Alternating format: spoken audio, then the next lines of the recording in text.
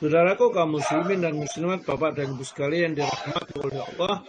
Alhamdulillah, dengan rahmat, nikmat dan karunia yang diberikan oleh Allah, kita diizinkan pada pagi hari ini berkumpul ya dalam satu tempat, laptop atau HP, meskipun kita tempatnya berjauhan. Itu karunia yang dulu tidak pernah kita dapatkan, masa-masa dulu sekarang kita dapatkan, dan kita gunakan kesempatan ini untuk menambah ilmu yang semoga dengan tambahan ilmu itu kita menjadi lebih dekat kepada Allah, Allah lebih ridho kepada kita. Wong kata Nabi kita, barangkali yang berjalan saja menuju ke arah ilmu sudah dimudahkan jalannya menuju surga.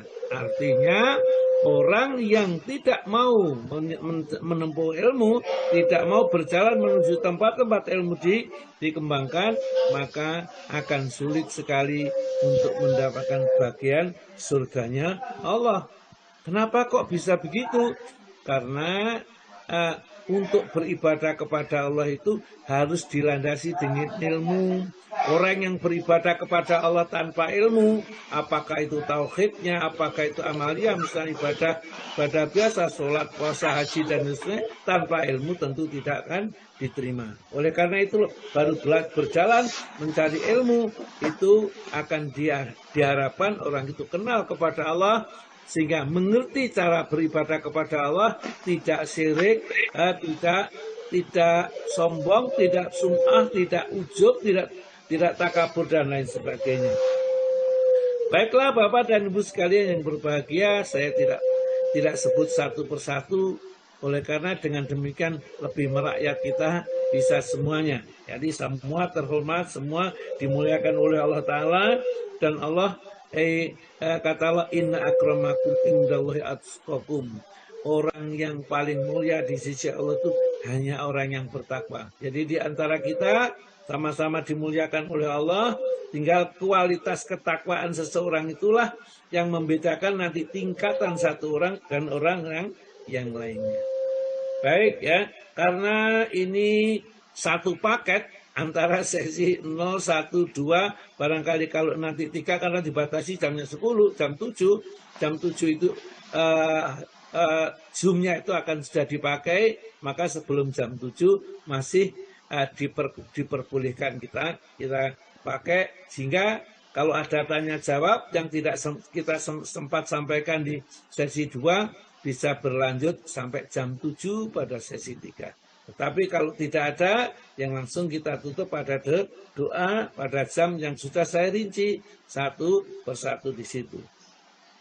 Karena itu berlanjut, langsung saja nanti hari ini Bu Ida langsung membaca, nanti langsung saya lanjutkan ya. Saya minta ini Bu Wati ada ini Bu Wati. Ada Ustaz, ada. Ibu Wati baca buku nanti, buku PDI, ya, prinsip dasar Islam menurut Al-Quran dan As-Sunnah. Ya. Halaman 70. Ya, halaman 70 dan nanti seterusnya yang kita perlukan. Kemudian sebelum kita masuk pada materinya itu, karena itu berkesinambungan, ada kait-kaitannya supaya kita pemahamannya menjadi lebih luas lagi, ya. Kalau yang membaca Ibu, yang menerangkan saya, ini kan lain rasanya. Dibandingkan dengan yang baca terus saja. Ibu ngantuk, Bapak ngantuknya dibaca. Tapi kalau paling tidak, kalau yang membaca itu jamaah, ngantuknya itu jadi hilang. Baiklah, ya. Sekarang kita mulai dulu dengan Bu Ida. Terima kasih untuk membacakan Al-Quran surat As-Sajdah. Surat nomor 32, ayatnya ayat yang kedua. 21 aja mulainya Bu. Ya, 21 sampai 26 ya. Biar agak suaranya bagus kok ya. Saya bisa mendengarkan agak banyak karena Al-Quran itu satu huruf 10 hasanat. Jadi kalau banyak huruf lebih banyak kita dapat pahala di sisi Allah Ta'ala. Monggo Bu Ida. Ayat 21 aja mulai karena juga belum saya terangkan ayat 21 itu. Maka Bu. Matur nuwun Ustaz. Assalamualaikum warahmatullahi wabarakatuh. Waalaikumsalam warahmatullahi wabarakatuh.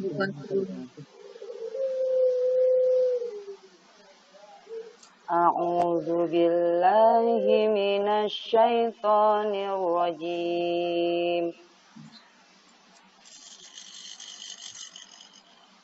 وَلَنُذِيقَنَّهُم مِّنَ الْعَذَابِ الْأَدْنَىٰ دُونَ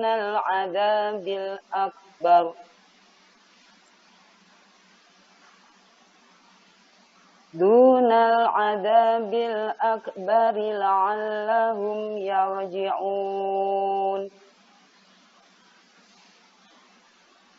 وَمَنْ أَظْلَمُ مِمَّنْ ذُكِّرَ بِآيَاتِ رَبِّهِ ثُمَّ أَعْرَضَ عَنْهَا إِنَّا مِنَ الْمُجْرِمِينَ مُنْتَقِمُونَ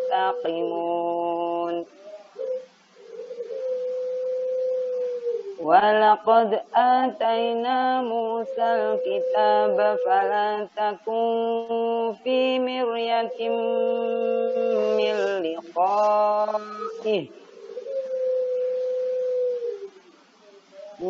لِقَائِهِ وَجَعَلْنَاهُ هُدًى لِبَنِي إِسْرَائِيلَ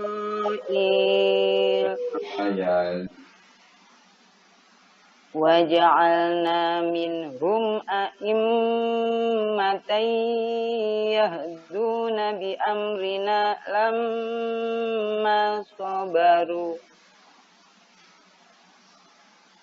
وَكَانُوا بِآيَاتِنَا يُوقِنُونَ إِنَّ رَبَّكَ هُوَ يَفْصِلُ بَيْنَهُمْ يَوْمَ الْقِيَامَةِ فِيمَا كَانُوا فِيهِ يَخْتَلِفُونَ أَوَلَمْ يَهْدِ لَهُمْ كَمْ أَهْلَكْنَا مِنْ قَبْلِهِمْ مِنَ الْقُرُونِ يَمْشُونَ فِي مَسَاكِنِهِمْ إِنَّ فِي ذَلِكَ لَآيَاتٍ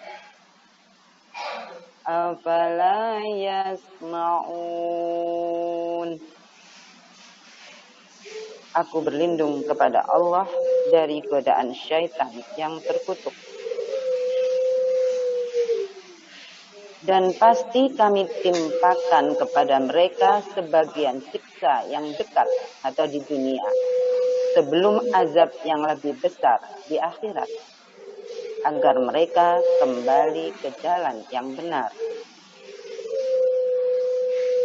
Dan siapakah yang lebih zalim daripada orang yang telah diperingatkan dengan ayat Tuhannya, kemudian dia berpaling darinya? Sungguh kami akan memberikan balasan kepada orang-orang yang berdosa.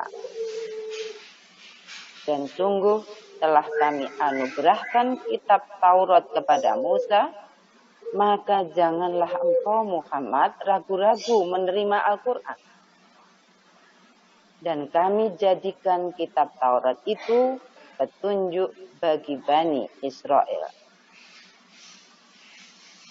Dan kami jadikan di antara mereka itu pemimpin-pemimpin yang memberi petunjuk dengan perintah kami selama mereka sabar. Mereka meyakini ayat-ayat kami. Sungguh Tuhanmu, Dia yang memberikan keputusan di antara mereka pada hari kiamat tentang apa yang dahulu mereka perselisihkan padanya. Dan tidakkah menjadi petunjuk bagi mereka betapa banyak umat-umat sebelum mereka yang telah kami binasakan, sedangkan mereka sendiri berjalan di tempat-tempat kediaman mereka itu.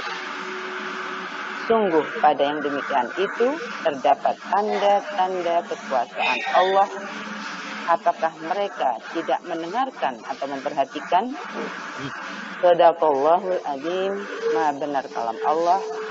Allah Maha Agung. Wassalamualaikum warahmatullahi wabarakatuh. Waalaikumsalam warahmatullahi wabarakatuh. Alhamdulillah. Alhamdulillahirrahmanirrahim.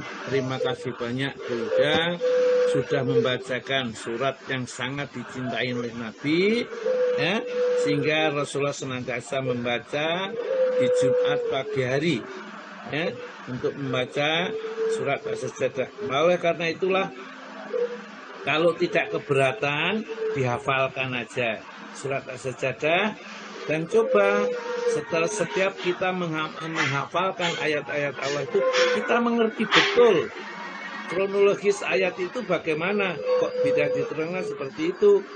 Barangkali kalau pemahaman kita masih kita ragukan, kita lihat kitab tafsirnya, ya, apakah sesuai. Kalau tidak berbenturan, meskipun berbeda dengan penafsir itu, tidak jadi masalah. Kalau sampai berbenturan, berlawanan, ya, bahkan mentang-mentang itu artikel salin itu, maka kita harus kembali kepada apa yang diterangkan oleh ulama kepada kita. Baiklah Ibu sekalian, kelompok ayat ini adalah memperingatkan kepada kita. Kalau kita terus-menerus berbuat maksiat itu, sebenarnya apa yang mau kita cari? Ya? Ya, oleh karena manusia itu tidak sadar sebelum mereka, ya, diperingatkan secara keras. Ya, seperti anak itu kalau dipanggil dengan perlahan, dengan kasih sayang, mereka tetap tidak ada perhatian. Baru itu dibentak dengan suara keras. Kalau itu pun juga tidak diperhatikan, baru kalau dicambuk barang sedikit, mungkin baru sadar bahwa apa yang dilakukan itu menurut orang tuanya adalah salah. Okay? Jadi Allah Ta'ala menjelaskan di dalam ayat 21 itu, walanudhiqannahum, dan sungguh akan kami rasakan kepada mereka itu minal adzabil adna, siksa di yang dekat, siksa yang ringan, yaitu siksa di dunia. Berupa apa? Barangkali musibah, ya, penyakit, ya, kekurangan harta yang susah dicari, padahal itu sudah dijaminkan oleh Allah Ta'ala. Kenapa jadi susah sekali ini? Itu tidak lain karena dosa. Jadi Nabi kita mengatakan tidaklah terhalang rezeki yang sudah dijaminkan oleh Allah kepada dirinya, ya, melainkan dengan dosa yang diperbuatan. Jadi dosa yang kita perbuat itu menghalangi. Maka pada itu walanudhiqannahum minal adzabil akbar, bukan siksa yang besar. Siksa besar itu siksa besok di akhirat. Ya, minimal nih di alam barzakh, ya, siksa kubur. Kalau siksa yang besar betul, yaitu siksa di akhirat kelak. Di dunia dijiwit sama Allah Ta'ala, ya. Hatimu sudah ke arah kesyirikan, hatimu sudah ke arah sombongan, maka kadang-kadang dicubit sedikit sama Allah Ta'ala. Dikasih sakit saja, kita itu tidak bisa apa-apa. Kalau kita minum, misalnya minum kopi atau minum teh atau susu, setelah kita minum nggak tahu bagaimana akibatnya nanti setelah kita minum yang dari perut kita. Allah yang mengatur, Allah yang memberikan kebaikan kepada kita. Allazi khalaqaka fasawwaka fa'adalak. Dialah yang telah menciptakan kamu, kemudian menyempurnakan bentuk kejadianmu, menyempurnakan bagian-bagian yang diberikan kepadamu, ya, dan itu seimbang, ya, pas untuk kita. Kenapa kita tidak syukur kepada Allah Ta'ala? Jadi ini siksa yang duna adzabil akbar, bukan siksa yang besar. Untuk apa? La'allahum yarji'un, supaya kamu kembali. Ojo nambeng-nambeng kok, ya. Kamu sudah dikasih rezeki, istrinya sudah cantik, ya, duitnya sudah banyak, rumahnya sudah bagus, masih aneh-aneh, berbuat maksiat ini dan itu, korupsi, kemudian masih juga berzina, barangkali berjudi dan lain-lainnya. Maka sentil sama Allah Ta'ala karena kasih sayangnya supaya menghentikan itu. Jadi dalam kitab Hikam itu disebutkan begini, kalau seseorang itu tidak mau menghadap kepada Allah dengan lembutnya kasih sayang Allah kepada dirinya, maka akan diseret dengan rantai balak bencana sehingga ia baru sadar kepada Allah Ta'ala. Jadi orang itu kalau sehat, ya, diingatkan mentang-mentang, tapi kalau sudah sakit baru terasa. Allah, ya Allah, ya Allah gitu ya. Itulah kita sebenarnya disayang oleh Allah Ta'ala.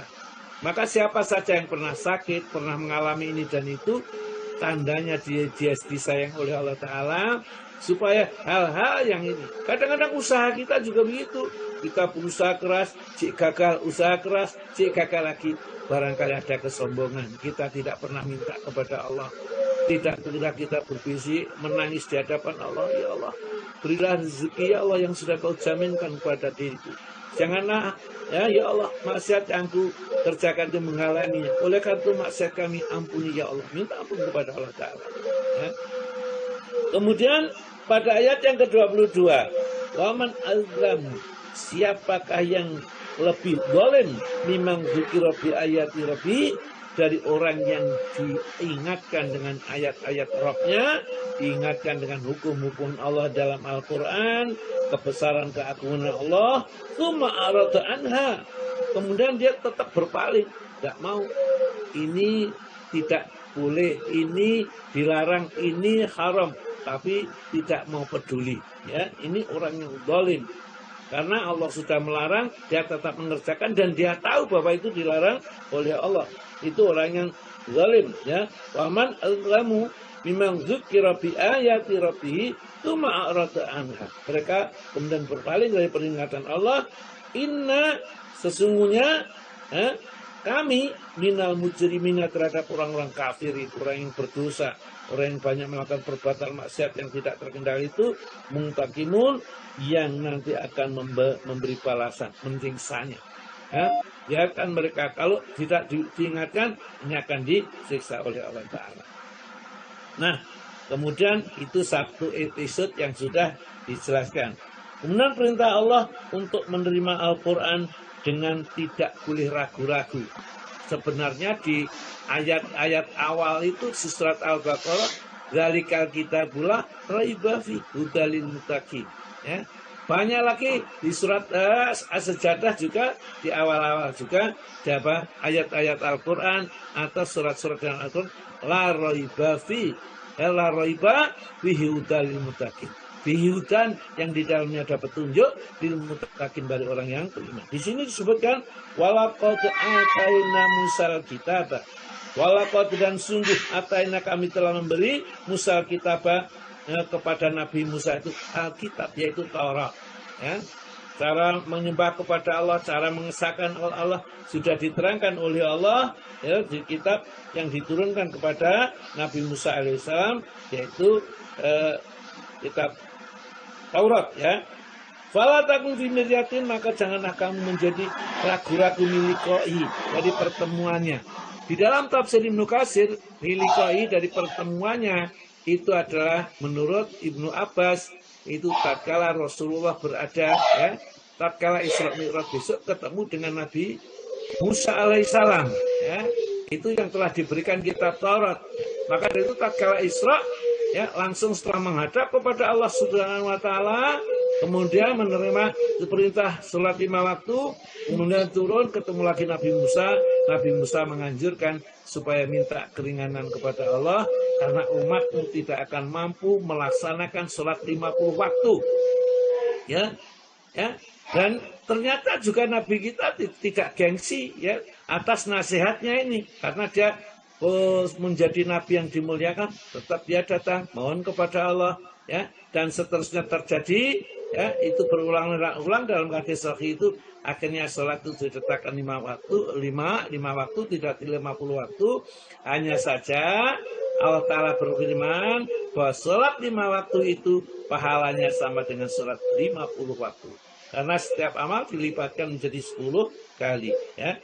Nah, ini juga dijelaskan di dalam surat Al-Isra, Pak. Ya, Pak Tomat, dalam surat Al-Isra ayat yang kedua. Ya, monggo. Ya, Ustaz.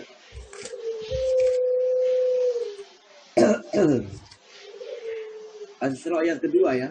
Ya, Al-Isra ayat kedua.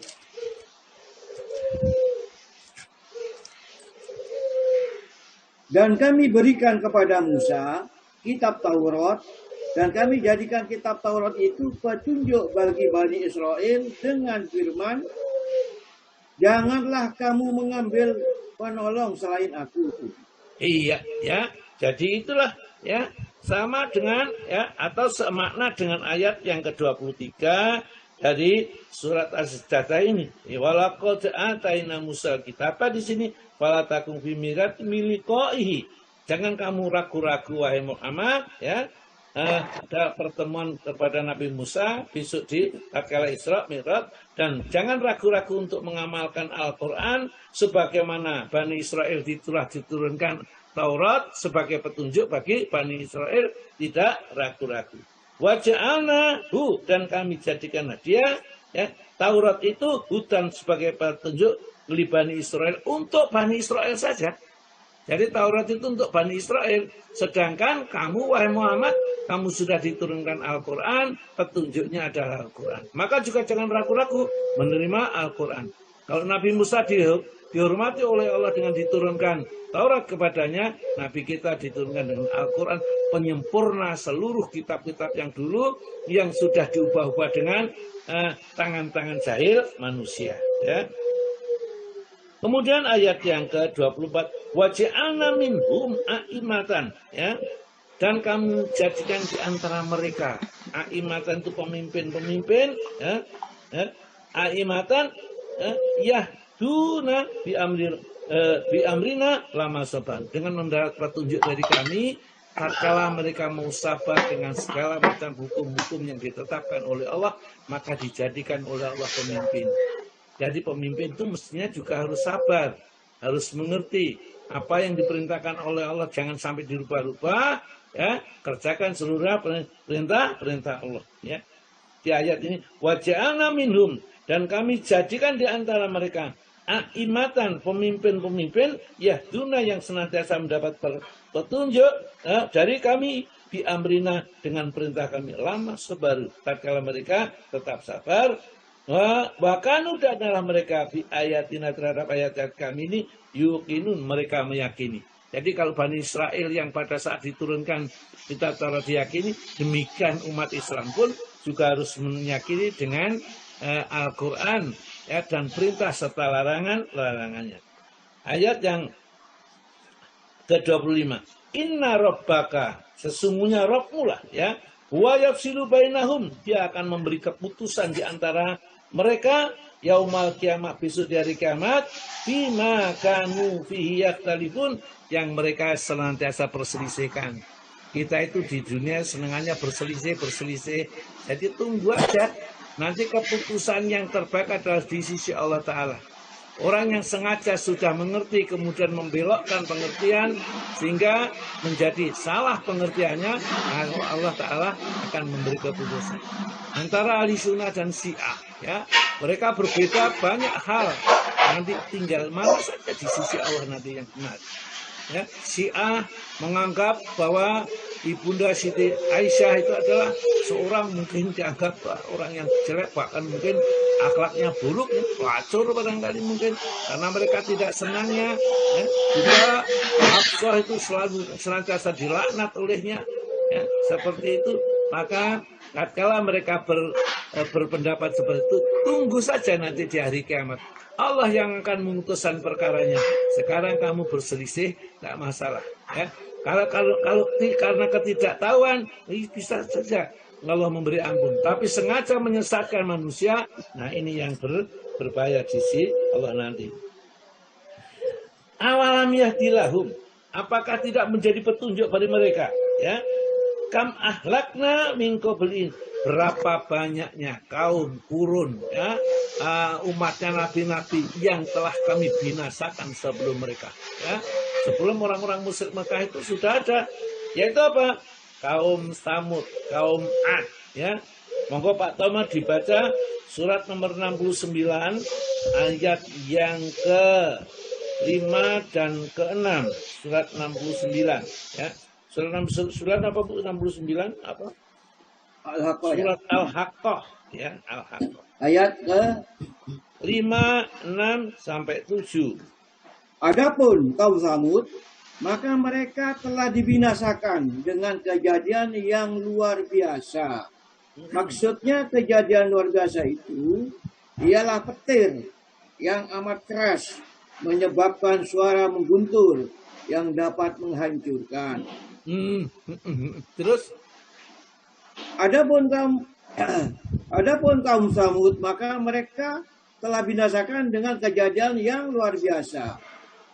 Adapun kaum Ad, maka mereka telah dibinasakan dengan angin yang sangat kencang.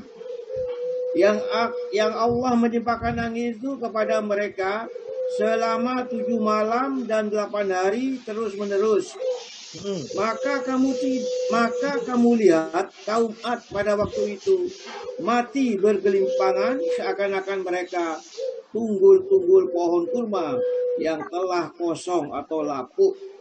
terus satu lagi, Pak. Maka kamu tidak melihat seorang pun yang tinggal di antara mereka.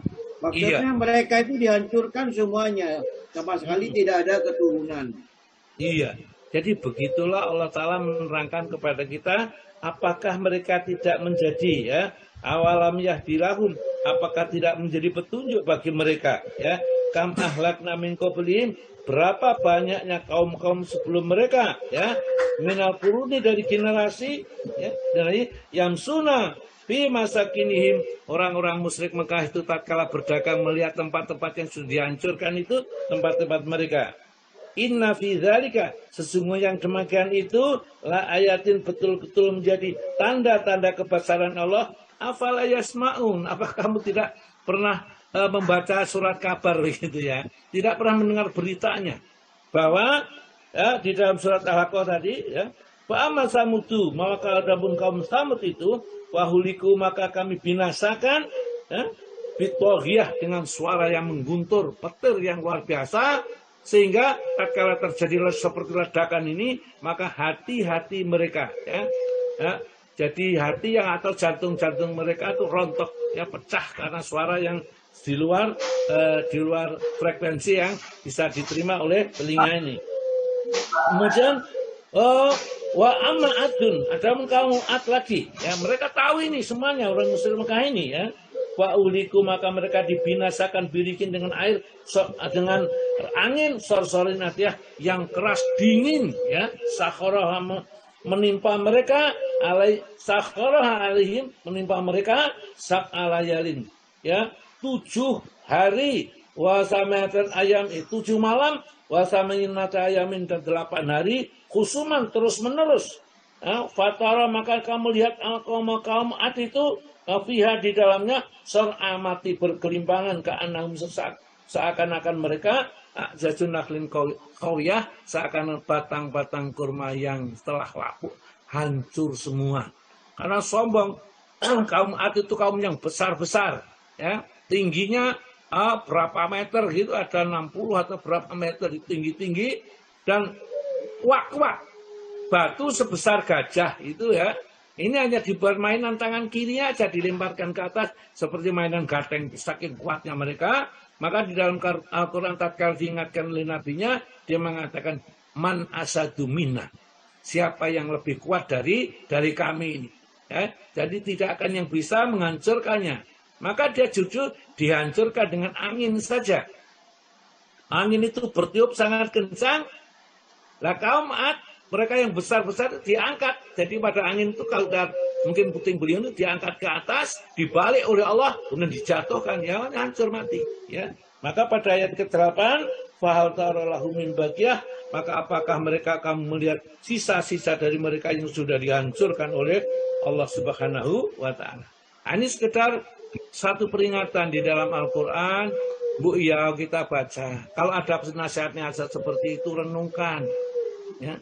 Kalau kita sudah diberi kenikmatan, senang, ya, kemudian lupa kepada Allah Ta'ala, maka kita diingatkan, dijiwit sedikit, Anda disayang sama Allah Ta'ala. Jangan seperti orang kafir. Kalau orang kafir itu tambah dilulu, ya tambah diberi, tambah nggak mau sholat, nggak mau taat kepada Allah, menentang Allah, tambah diberi rezeki, namun suatu saat mereka akan ditangkap oleh Allah. Satu lagi Pak Tomo, di surat nomor 6, surat nomor 6 itu surat Al-An'am ya. Surat nomor 6 ayat yang ke-44. Enggak Pak? Maka tatkala mereka melupakan peringatan yang telah diberikan kepada mereka, kami pun membukakan semua pintu-pintu kesenangan untuk mereka. Sehingga apabila mereka bergembira dengan apa yang telah diberikan kepada mereka, kami siksa mereka dengan sekonyong-konyong. Maka ketika itu mereka terdiam, berputus asa. Iya, berarti kan hati-hati. Kalau kita justru tidak pernah mendapat peringatan Allah, ya, Fir'aun itu tidak pernah sakit, sakit-sakit langsung meninggal, ya. Maka dari itu, umpama kita sakit, alhamdulillah ya Allah, diperingatkan, suruh barangkali tobatnya kurang, ingat perbuatan yang pernah kita kerjakan, kita itu bukan orang baik. Cobalah ya, jujur aja kepada kita ini. Tatkala kita merasa tidak dilihat oleh siapa-siapa, apakah berapa banyak perbuatan baik yang kita kerjakan, atau perbuatan buruk yang kita lakukan. Ini kita lihat kita sendiri. Maka itu, kalau seandainya Allah tidak menutup kepada kita keaiban kita, keburukan kita, ya, orang-orang itu melihat kita jijik sudah, enggak mau. Karena rahmat Allah ditutup oleh Allah, ya, ditutup keburukannya, yang dinampakkan oleh Allah kebaikannya. Maka dia itu seolah-olah, ya, sana si A itu orang yang baik, orang yang waduh, ya, dermawan ini dan itu. Padahal mungkin hatinya tidak seperti yang dilihat oleh manusia ini. Maka di ayat ini, falamma nasu, nah maka tatkala mereka melupakan madzukiru bihi, apa yang diperingatkan kepada mereka, disuruh sholat, Pak, sholat sudah umur sekian masa enggak sholat, ya, ya, mereka enggak mau, enggak gubris, yang penting usaha, ini bangun pabrik ini, usaha ini dan sukses, ya. Maka falamma nasu ma dzukiru bihi, ya, fatahna, kami bukakan alaihim, atas mereka, bahwa kula syai, pintu-pintu segala sesuatu kesuksesan. Jadi tukang tambal ban aja, tunggal ban internasional, dodol pecel saja barangkali. Jadi rezekinya sudah dibuka selebar-lebarnya, seperti Al-Walid bin Mughirah di dalam Al-Quran ini. Tambah kafir, tambah banyak, tambah kafir, tambah banyak. Namun, kata Allah, hatta idza fariqu bima utu, maka tatkala mereka bergembira dengan apa yang diberikan oleh Allah kepadanya, ya, senang ini dapat ini uang banyak dan seterusnya, maka akhadnahum baghtatan, kami siksa dengan tiba-tiba saja, fa idzahum mublisun, maka mereka menjadi diam berputus asa. Tiba-tiba pabriknya terbakar, usahanya, ya, kemudian dilelang dan lain-lainnya karena belum bisa bayar ini dan itu, ya. Akhirnya dia berputus asa, merasa dia tidak bisa berbuat apa-apa. Itulah manusia. Kalau tidak diingatkan, tidak juga ingat kepada Allah, maka dia akan diberikan oleh Allah hukuman yang cocok buat dirinya. Baiklah, ya, kita sebelum kita masuk kepada golongan yang selamat, kita masuk buku PDI dulu, prinsip dasar Islam ini, halaman 70. Ini Bu Dwi juga punya, ini bisa dilihat, ya. Kalau atau yang lain yang sudah punya, karena buku-buku ini kita bisa. Bu Sri Westri juga ada. Sudah punya, Bu? Ampun, Bu Sri Westri juga ada. Oh ya, bagus ya kalau gitu. Mari Bu Wati tolong dibacakan. Monggo Bu Wati. Loh, tadi sudah sanggup. Oh, di mute itu, masih di mute. Di mute itu. Oh iya. Sampun Ustaz. Ya. Sampun ya. Kesirikan dan bahayanya. Jika bentuk-bentuk ibadah yang Allah syariatkan dipalingkan dari Allah Subhanahu wa taala atau secara bersamaan ditujukan kepada Allah Azza wa Jalla dan juga kepada selainnya, maka inilah yang disebut dengan kesirikan. Ya, di antara sudah satu tak terangkan satu-satu biar ada pengertian yang lebih mendalam. Jadi bentuk-bentuk ibadah itu yang telah disyariatkan oleh Allah mestinya hanya untuk Allah. Tapi tiba-tiba kita beribadah itu juga kepada Allah, juga kepada selain Allah. Akhirnya apa? Apa yang kita lakukan tidak murni semata-mata kepada Allah. Di dalam surat Al-Baqarah surat nomor 2 ya, ayat 165. Monggo Pak Tomo dibaca. Dan di antara manusia ada orang-orang yang menyembah tandingan-tandingan selain Allah. Mereka mencintai sebagaimana mereka mencintai Allah. Adapun orang-orang yang beriman sangat cinta kepada Allah. Dan jika seandainya orang-orang itu berbuat dolim, mengetahui ketika mereka melihat siksa pada hari kiamat, bahwa kekuatan itu kepunyaan Allah semuanya, dan bahwa Allah amat berat siksaannya, niscaya mereka menyesal. Iya, jadi ini ada orang beribadah ya kepada Allah, cinta kepada Allah, tapi juga cinta kepada yang lain. Angdadan itu adalah tandingan-tandingannya, mungkin tombak, mungkin keris, mungkin tongkat, atau mungkin bentuk apa saja yang mereka merasa dijadikan mempunyai kekuatan di samping kekuatan yang diberikan oleh Allah kepadanya. Maka seperti itu Allah tidak mau orang beribadah kepada Allah dan beribadah kepada selain Allah. Mestinya apa? Waladina amanu asyaddu hubbalillah, dan orang-orang beriman itu adalah orang yang cintanya hanya kepada Allah, tujuan ibadah hanya kepada Allah. Kalau sampai ibadah kepada Allah itu kecampuran syirik, meskipun sedikit, maka ibadah itu tidak diterima oleh Allah Subhanahu wa taala. Maka di antara bentuk-bentuk syirik, maka Bu Wati, di antara bentuk-bentuk kesyirikan yang masih diyakini oleh sebagian kaum muslimin antara lain: 1. Meminta suatu maslahat atau dijauhkan dari mudarat atau bahaya kepada kuburan nabi, habib, wali, kiai, dan lainnya, bernazar dan menyembelih hewan untuk mereka. Satu-satu saya jelaskan ya. Jadi ini ternyata masih ada di antara kita barangkali yang menganggap orang itu kalau alim, ulama kemudian mati, mereka itu masih bisa berbuat, menolong kita, membantu kita hidup di dunia itu, mencarikan jodoh, memberi rezeki dan lain-lainnya, atau memberi jalan keluar tatkala kita dalam kesulitan. Kalau ini masih ada di dalam diri kita masih syirik ya. Jadi kita masih syirik meskipun kuburan Nabi. Jadi ada orang yang umrah di sana minta kepada Nabi, ya Rasulullah, ampuni dosa saya ya Allah. Atau paling tidak, ya Allah, mintakan saya, ya Rasulullah, mintakan, bukan rendahnya, ya Rasulullah, mintakan saya kepada Allah ampunan ya. Ini ya juga termasuk perbuatan syirik. Kenapa? Minta ampun langsung kepada Allah tanpa ada siapapun yang berhak untuk memohonkan ampun, kecuali kalau Nabi dulu masih hidup ya, datang kepada Nabi, ya Rasulullah, mohonkan ampun kepada Allah. Kalau sudah meninggal dunia, maka dia tidak lagi bisa dimintai sesuatu, dibuat sandaran sesuatu. Inilah tauhid ya. Tauhid itu ibadah hanya kepada Allah. Setelah kita mengetahui seluruh nikmat adalah pemberian Allah, mulai dari ujung kaki sampai ujung rambut milik Allah, maka tidak layak bahwa ibadah kita berikan kepada selain Allah Taala ya.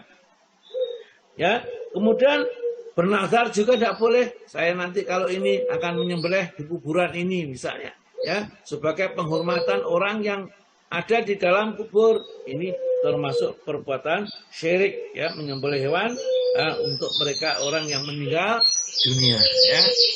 Yang kedua, mempercayai dan mendatangi dukun, paranormal, tukang sihir, orang pintar, tukang ramal, dan yang sepertinya, dan meminta perlindungan kepada jin.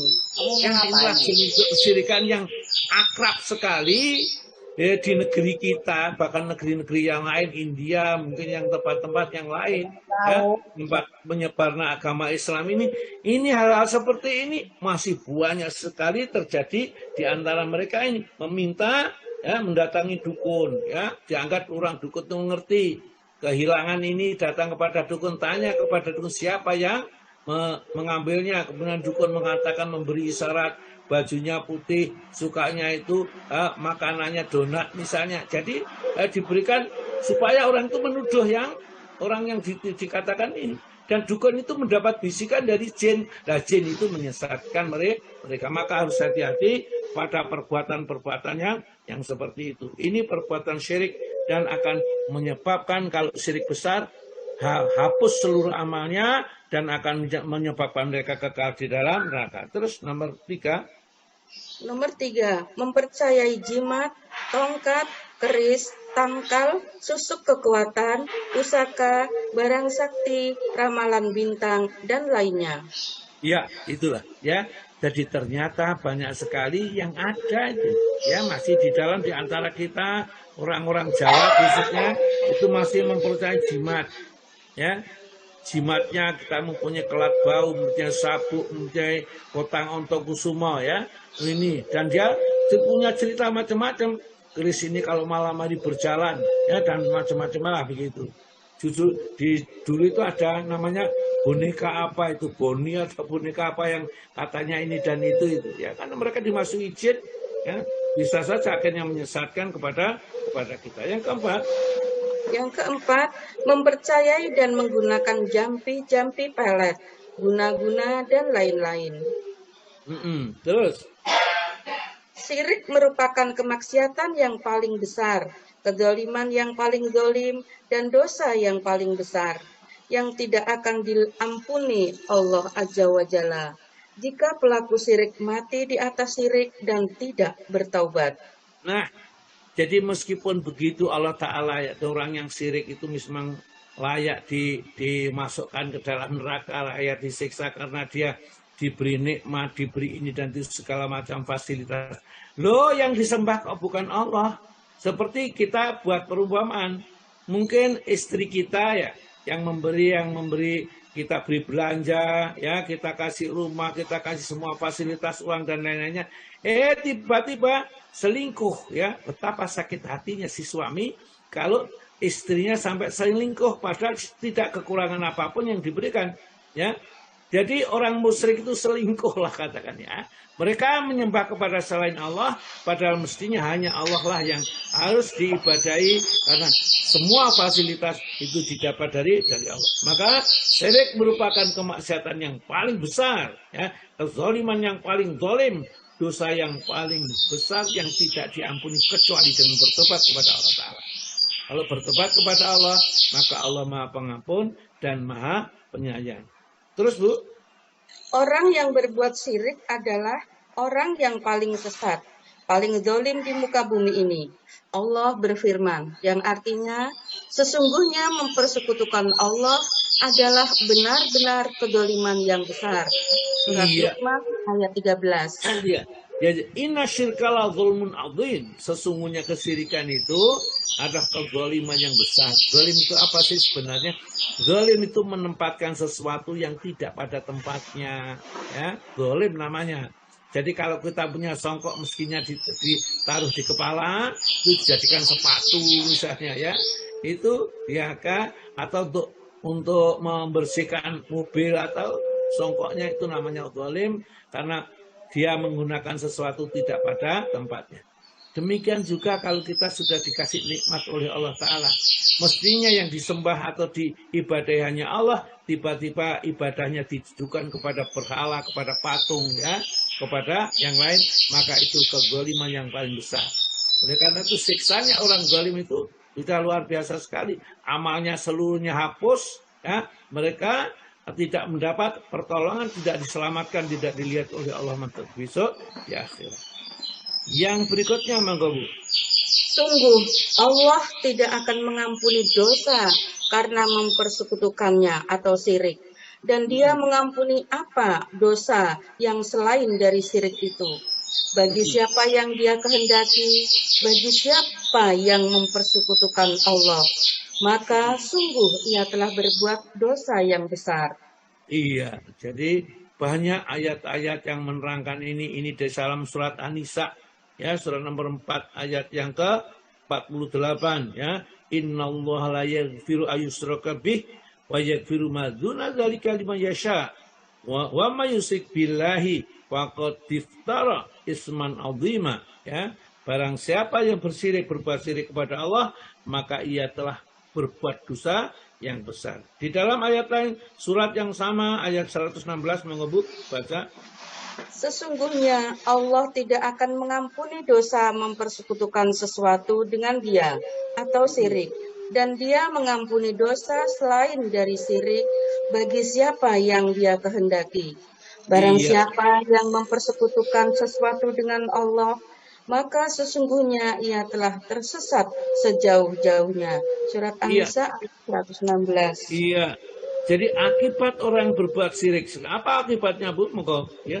Akibat orang berbuat syirik itu, orang yang berbuat syirik, Allah Azza wa Jalla tidak mengampuni orang yang berbuat syirik jika ia mati dalam kemusyrikannya dan tidak bertaubat, sebagaimana firman Allah di atas surat An-Nisa 116 itu. Jadi masuk neraka artinya. Terus berikutnya, orang yang berbuat syirik tidak mengalami ketenangan dalam hidupnya. Orang yang berbuat syirik tidak mendapatkan syafaat Nabi Muhammad Shallallahu Alaihi Wasallam. Orang yang berbuat syirik diharamkan oleh Allah Azza wa Jalla untuk masuk surga, sebagaimana firman-Nya. Sesungguhnya orang yang mempersekutukan sesuatu dengan Allah, maka sungguh Allah mengharamkan surga baginya, dan tempatnya ialah neraka. Dan tidaklah ada bagi orang-orang dolim itu seorang penolong pun. Surat An-Nisa ayat 72. Orang yang berbuat syirik akan terhapus pahala amal-amal kebajikan yang pernah dilakukannya. Allah Azza wa Jalla berfirman, seandainya mereka mempersekutukan Allah, pasti lenyaplah dari mereka amalan yang telah mereka kerjakan. Surat Al-An'am ayat 88. Ya, inilah bahayanya syirik yang kita dirangkum oleh buku ini, kitab ini. Akibat syirik itu yang pertama, Allah tidak mengampuni orang yang berbuat syirik jika mati dalam keadaan syirik. Artinya dosa-dosa itu akan dipikulnya. Padahal Allah Maha Pengampun. Kadang-kadang orang itu bisa diampuni dengan satu wudu saja diampuni. Kemudian dengan sholat 5 waktu diampuni dosanya. Dari sholat Jum'ah ke Jum'ah, puasa Ramadan, zikir, ya, sedekah dan lain-lainnya diampuni. Ini orang syirik tidak, ya, karena syirik itu adalah dosa yang paling besar yang tidak akan pernah mendapat pengampunan dari Allah kecuali kalau dia itu bertobat kepada Allah. Syirik adalah perbuatan yang orang yang berbuat syirik tidak mengalami ketenangan di dalam hidupnya. Kenapa? Karena khawatir ini. Ada sesuatu yang ditakutkan. Ya. Saya pernah memberi kajian ini di Dharma Usada itu dulu. Orangnya itu ya pejabat dulu, rumahnya besar, 2 kapling di Dharma Usada, rumahnya sendiri. Ya. Kemudian dia merasa diteror terus. Ya. Ada kadang-kadang katanya tiba-tiba teleponnya itu dering, kemudian diancam, ada ancaman, hidupnya tidak tenang. Ternyata apa? Saya tanya, ternyata dia pergi ke tempatnya orang itu diberi jimat. Jimatnya itu dimasukkan di dalam bumbung gitu ya, bumbung kecil itu tulisannya panjang dari lembaran itu. Harganya berapa? Entah berapa juta harganya dibelinya. Maka sejak punya itu, katanya untuk sifat kendal, ketenangan dan lain-lainnya, ternyata itu juga sumber kehancuran pada dirinya, tidak tenang di dalam hidupnya. Orang yang berbuat syirik tidak akan mendapat syafaat dari Nabi. Hati-hati. Padahal Nabi nanti akan memberikan syafaat umatku. Doa setiap Nabi itu akan pasti dikabulkan oleh Allah, ya. Semua Nabi sudah digunakan doanya itu di dunia untuk minta kepada Allah. Sedangkan Rasulullah menyimpannya di akhirat nanti untuk syafaat dari umatnya ini. Ada syafaat itu yang belum masuk surga, disyafaati supaya segera masuk surga. Ada yang mau masuk neraka, kemudian disyafaati, lepas, pindah ke surga. Ada yang sudah masuk surga sebentar, masuk neraka sebentar, diberi syafaat Nabi, akhirnya masuk surga. Dan seperti itu banyak sekali syafaat dari Nabi, termasuk syafaat yang besar besok di hari maksar ini. Nah, orang yang syirik tidak mendapat bagian apa-apa. Maka dari itu janganlah kita sampai terjerumus kepada perbuatan syirik. Kalau sampai kita syirik, maka seluruh amal perbuatan kita akan tidak ada nilainya. Ya. Karena apa? Kata Allah dalam surat Al-Maidah ayat 72 ini, innahu mayusrik billah. Sesungguhnya orang yang mempersekutukan terhadap Allah, faqat maka sungguh haramallahu, Allah telah mengharamkan alaihi atasnya al-jannata, surga. Jadi orang yang syirik diharamkan surga, tidak akan masuk surga. Kalau begitu bagaimana? Wa ma'wahun nar, dan tempat tinggalnya adalah di neraka. Wa malizalimina min ansor, orang zalim yaitu orang syirik itu tidak akan ada penolongnya sedikit pun. Bahkan dalam surat Al-An'am 88 walau asrafu, seandainya mereka mempersekutukan Allah itu la habita anhum, maka akan hapus atas mereka maka ya'malun, apa yang pernah mereka amal ya. Begitu ceritanya orang syirik menurut kitab yang sekarang kita kembali kepada kitab kita yaitu Golongan Selamat. Kita lanjutkan. Sudah sampai berapa Pak Tomo kemarin terakhir? Kemarin itu syirik menghinakan eksistensi sudah. Kemudian syirik adalah sarang khurafat dan kebatilan. Sekarang ketiga. Sudah. Itu sudah Pak? Ya. Sekarang yang ketiga kalau gitu. Iya. Monggo. Atau saya baca satu duanya saya pintas saja. Tapi ya. Boleh monggo Pak. Ayo. Kerusakan dan bahayanya syirik. Ya. Jadi perbuatan syirik menyebabkan kerusakan dan bahaya yang besar, baik dalam kehidupan pribadi maupun masyarakat. Adapun kerusakan itu dan bahayanya yang paling menonjol adalah pertama, syirik menghinakan eksistensi kemanusiaan. Ya. Yang kedua, syirik adalah sarang khurafat dan kebatilan. Sekarang yang ketiga, syirik adalah kedoliman yang sangat besar, yaitu dolim terhadap kebenaran. Sebab hakikat kebenaran yang paling agung adalah la ilaha illallah. Tidak ada Tuhan yang berhak disembah selain Allah. Tidak ada Rabb atau pengatur, pencipta yang menghidupkan dan mematikan selain Allah. Tidak ada penguasa selainnya. Ya, jadi kalau orang sudah hatinya terpaut kepada Allah, rasanya tidak ada yang memberi, tidak ada yang bisa mendatangkan mudarat kecuali Allah, maka dia akan tenang. Tetapi kalau hatinya masih ada selain Allah itu bisa mendatangkan kebaikan atau menolak mudarat, maka dia tidak akan merasa tenang dalam hidupnya. Di samping itu perbuatan-perbuatan seperti itu adalah zalim yang sangat besar. Terus Pak Tomo. Adapun orang-orang yang musyrik, mereka menjadikan selain Allah sebagai Tuhan dan selain Dia sebagai penguasa. Syirik merupakan kedoliman dan penganiayaan terhadap diri sendiri. Sebab seorang musyrik menjadikan dirinya sebagai hamba bagi makhluk sesamanya. Bahkan mungkin lebih rendah daripadanya. Padahal Allah menjadikan dia sebagai makhluk yang merdeka. Terus, syirik juga merupakan penganiayaan terhadap orang lain. Sebab orang yang dipersekutukan dengan Allah telah ia aniaya. Lantaran ia memberikan hak yang bukan miliknya.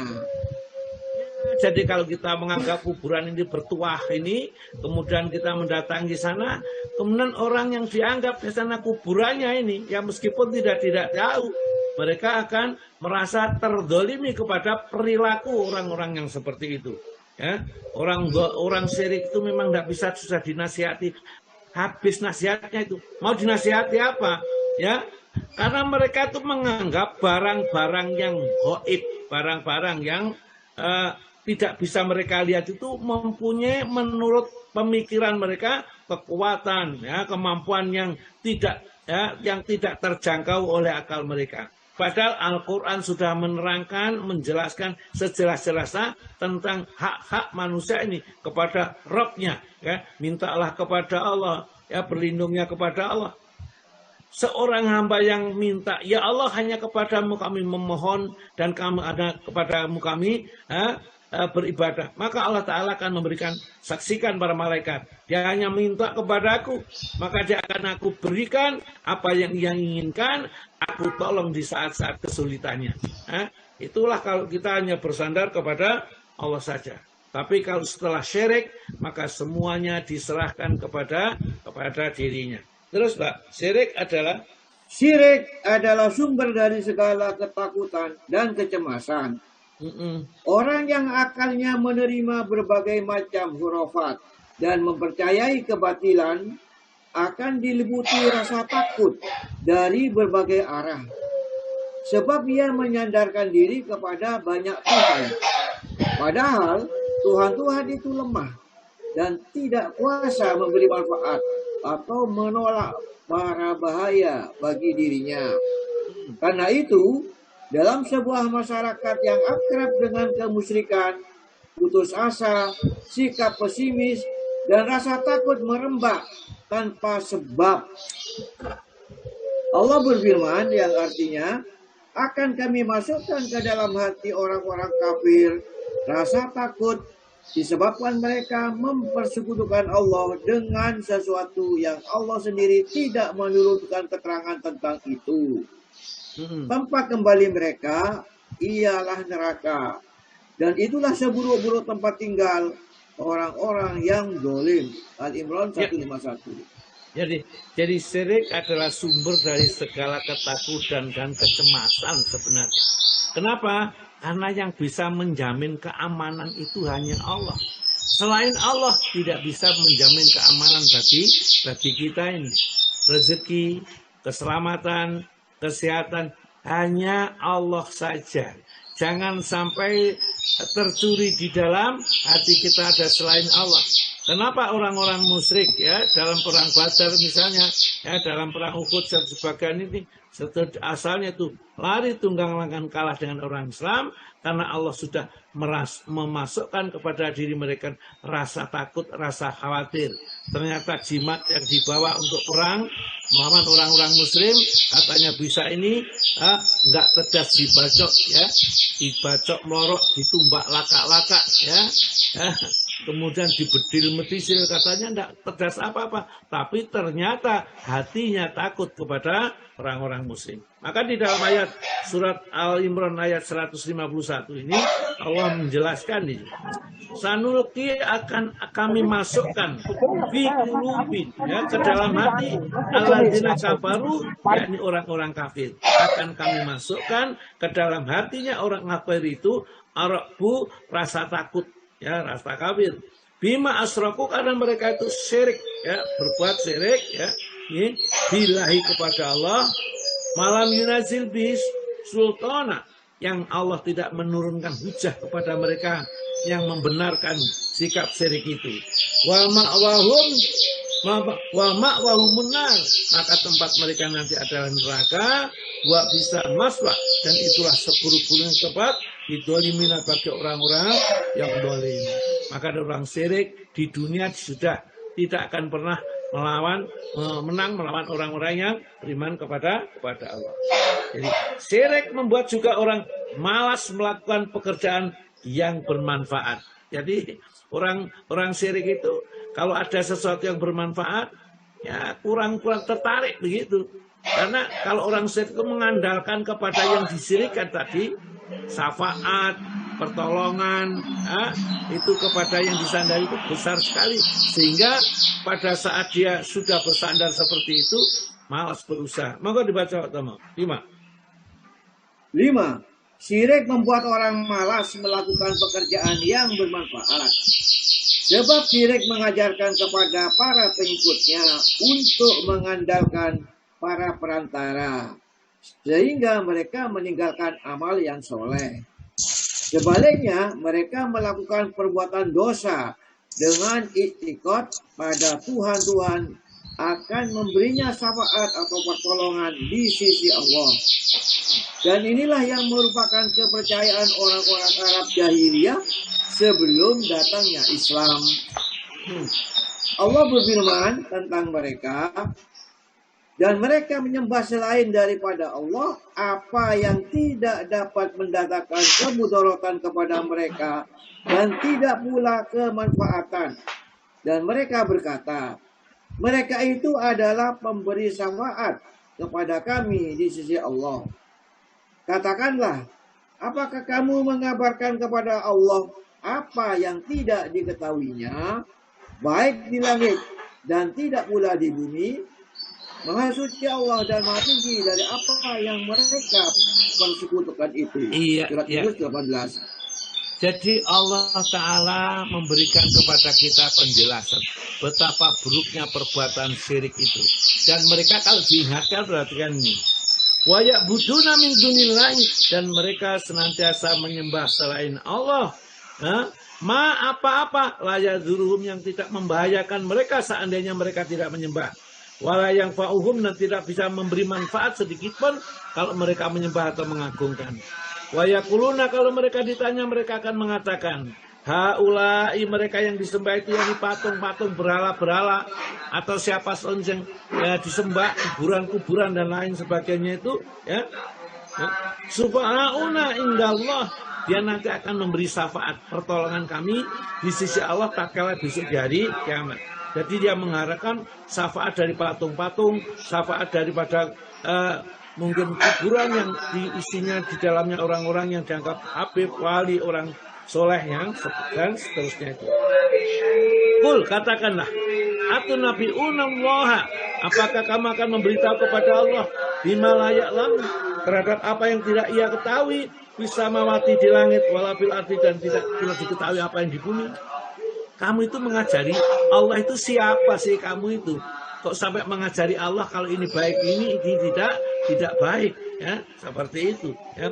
Subhanahu, ya, maha suci dia Allah wa ta'ala, dan dia maha tinggi amma yusrikun, terhadap apa yang mereka persekutukan. Jadi Allah tidak boleh kita persekutukan dengan apapun. Maka itu walam yakullahu kufuwan ahad, dan tidak ada apapun ya yang kufu, yang setara ya kepada Allah untuk diibadahi, dimintai, dan dijadikan tempat sandaran.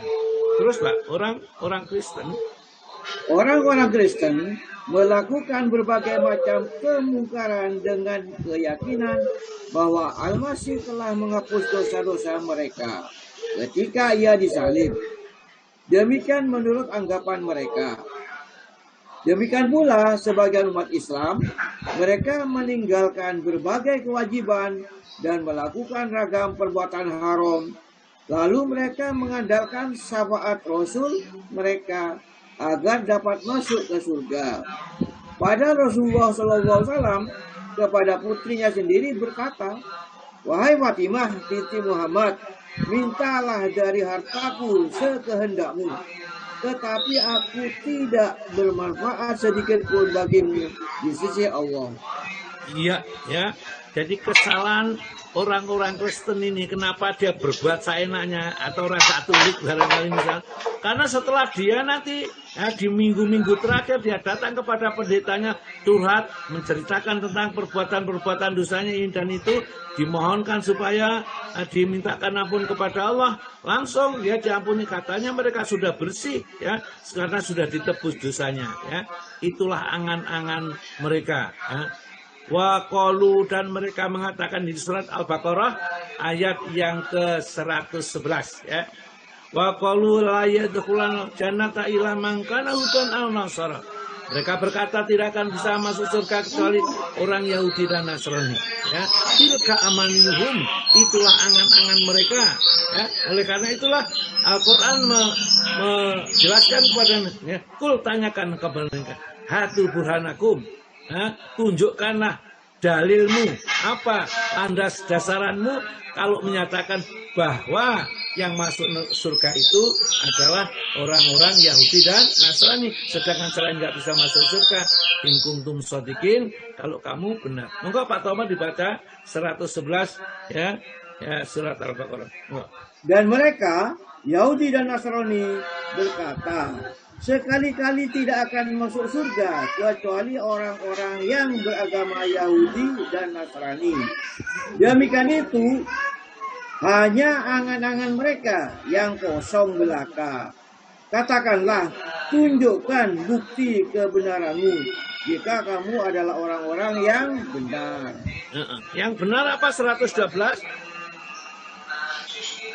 Tidak demikian, bahkan barang siapa yang menyerahkan diri kepada Allah, sedangkan ia berbuat kebajikan, maka baginya pahala pada sisi Tuhannya. Dan tidak ada kekhawatiran terhadap mereka, dan tidak pula mereka bersedih hati. Bal aslama wajaulillahi wa huwa muhsinun. Bahkan orang yang berserah diri sepenuhnya kepada Allah dan dia senantiasa berbuat baik, bagi mereka pahala yang terus menerus dan tidak akan ada kekhawatiran bagi mereka, dan mereka tidak akan pernah bersedih. Itu tauhid kepada Allah, itu pokoknya. Yang keenam, syirik menyebabkan keabadian di dalam neraka. Monggo, Pak. Syirik menyebabkan keabadian di dalam neraka. Iya. Syirik menyebabkan kesia-siaan dan kehampaan di dunia, dan di akhirat menyebabkan pelakunya abadi di dalam neraka. Maka Allah berfirman, yang artinya sesungguhnya orang-orang yang mempersekutukan sesuatu dengan Allah, maka pasti Allah mengharamkan surga kepadanya, dan tempatnya ialah neraka. Tidaklah bagi orang-orang yang dolim itu seorang penolong pun. Al-Maidah 72. Di Pasaman baca surat Az-Zumar, surat nomor 39, ayat yang ke-65. Monggo, Pak.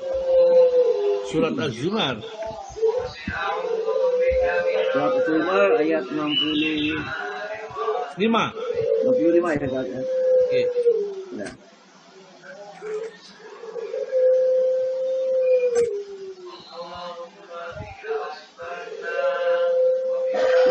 Lima kita kan 6 ya. Ini yang besar ya. Lebih asal. Dan sesungguhnya telah diwahyukan kepadamu dan kepada nabi-nabi yang sebelummu, jika kamu mempersekutukan Tuhan, niscaya akan hapuslah amalmu, dan tentulah kamu termasuk orang-orang yang merugi. Iya, ya. Jadi orang syirik itu percuma amal, kalau seluruh amalnya tidak dinilai. Itu kalau mati dalam keadaan syirik. Tapi kalau dia bertobat kepada Allah sebelum dia meninggal dunia, maka Allah akan tetap ampuni dosanya, ya. Dan itu terjerah kepada Allah. Maka itu jangan main-main kepada perbuatan syirik, ya. Wah, nanti saya minta ampun aja kepada Allah. Siapa yang menjamin bahwa tatkala kita minta ampun itu sudah diterima oleh Allah Subhanahu wa Ta'ala? Jadi orang syirik itu. Bahkan dalam hadis itu, maka Pak, Rasulullah bersabda, Rasulullah SAW bersabda, barang siapa yang meninggal sedangkan ia berdoa menyembah kepada selain Allah sebagai tandingan atau sekutu, niscaya ia akan masuk neraka. Iya, ya. Jadi hadisnya ayat Quran dia ada yang bertentangan. Lain dengan agama Nasrani, adalah agama Yahudi, ya. Agama yang lain yang kitab-kitabnya sekarang sudah banyak dipalsukan, itu bertentangan antara Tauratnya, Perjanjian Lama, Perjanjian Baru, dan seterusnya itu. Maka lemah sekali mereka yang menggunakan akal kok masih berpegang pada agama-agama yang seperti itu. Yang ketujuh, syirik memecah belah umat. Syirik memecah belah umat. Allah Subhanahu wa Ta'ala berfirman dalam surat Ar-Rum 31-32, dan janganlah kamu termasuk orang-orang yang mempersekutukan Allah, yaitu orang-orang yang memecah belah agama mereka, dan mereka menjadi beberapa golongan. Tiap-tiap golongan merasa bangga dengan apa yang ada pada golongan. Itulah yang namanya tauhid itu menyatukan. Ya, tauhid itu menyatukan, sedangkan syirik itu memecah belah. Wala takunu minal musyrikin, jangan kamu menjadi orang-orang musyrik. Siapa orang musyrik itu? Minalladzina farraqu dinahum, yakni orang-orang yang memecah belah agama mereka, wa kanusiaan, mereka menjadi bergolong-golongan, ya. Kula hizbin masing-masing golongan bimalatahim farikun, bangga atas apa yang ada dirinya, merasa paling benar dan paling hebat, ya. Begitu barangkali sudah sampai. Monggo Pak Agus, saya kembali.